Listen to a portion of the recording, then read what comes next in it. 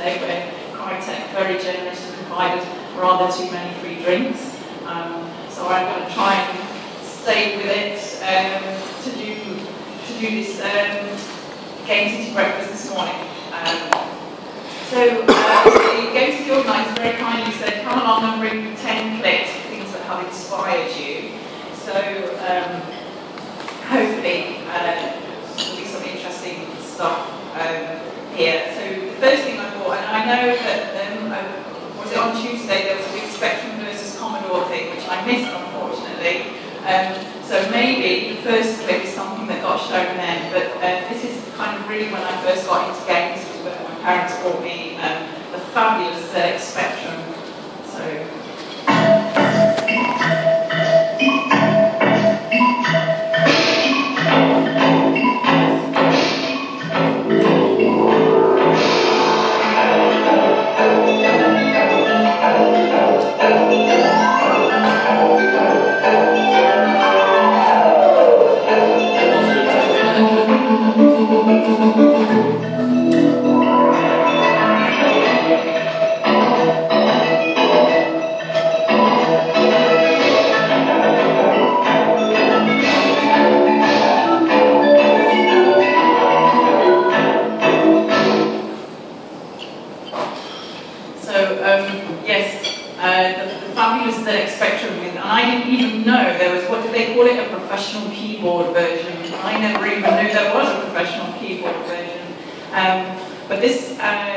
When my parents bought me this, they bought lots of games about maths and spelling and that kind of very noble, well-intentioned educational stuff. And then when I found out that you could program it, that was this real eye-opener for me. And I was really fascinated that you would put words and numbers and out the other side would become like a game and something that you could interact with. That for me was just this like wow moment of like, this is great. So I love my ZX Spectrum and I still have it tucked away somewhere.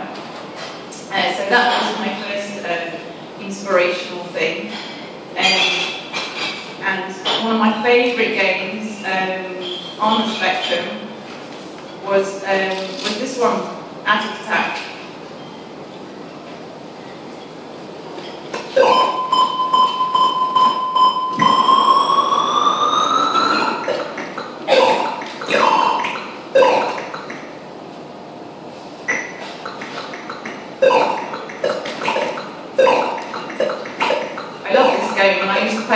I did play it for an entire school holiday until my mother actually did tell me that I had to go outside and got rather worried about me. I was never especially very good at it. I think I once found all the keys but then couldn't find the exit, which is tragic really. Oh my god! In the dungeons. So I just found this whole presentation was kind of like very early 3D effects, really absorbing that. I didn't really imagine that this is a space and this is somewhere that I was actually in. It seemed very real and alive to me at the time.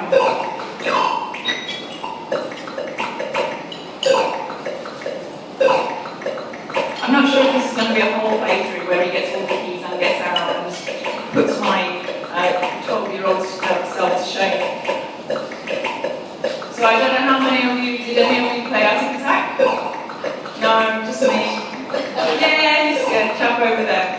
So you could be, there were several character classes and I think this character class was the Cirque or the lowest one. You could be a wizard that threw firebolts and I can't remember what the other ones were, but this is the one that I would always play at. I just take the first option and off I'd go.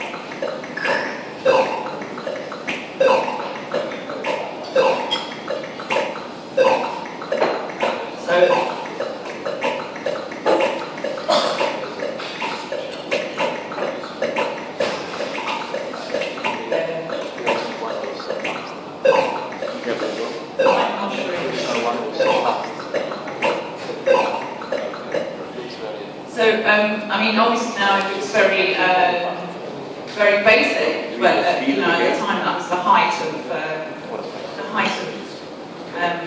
graphics and So, after being really absorbed and fascinated by the spectrum and making my own games, I then probably did something that a lot of people did at the time as I grew up, kind of got out of games for a while, and it wasn't until this game that I really got back into them.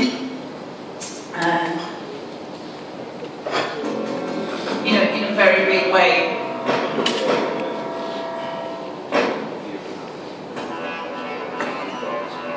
As everyone probably knows, this is Doom.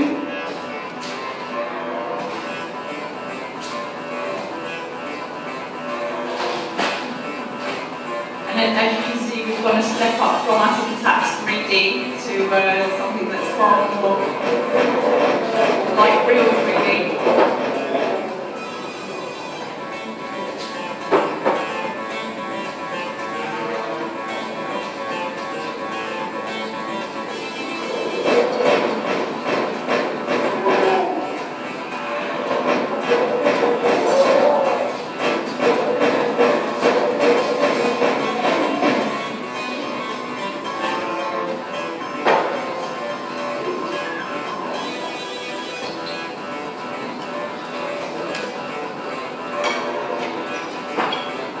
Someone's put witty comments on this YouTube video, I see.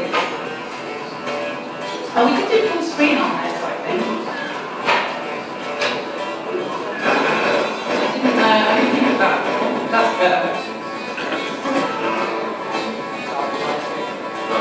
Does anyone here play Doom? Yay!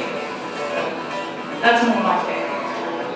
So again, this is another game that I played for hours and hours and hours, and was thoroughly fascinated and absorbed by this environment that seemed very real and alive. It was like an actual real place.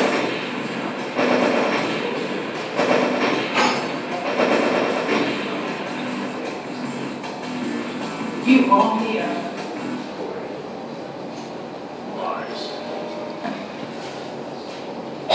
You don't get a health bar like that anymore these days, do you? With the guy like twitching his eyebrows in kind of like that to show that he's fully healthy.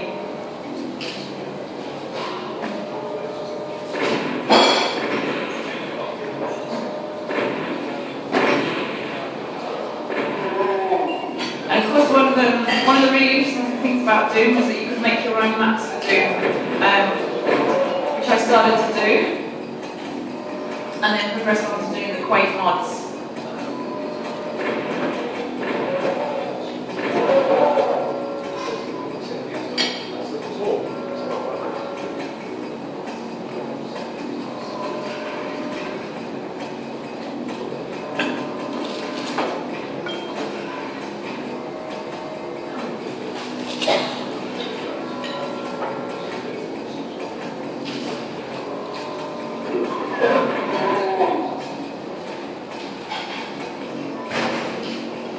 Love this music. There's a real sense of foreboding in the music. So that's maybe enough to do. Let's see.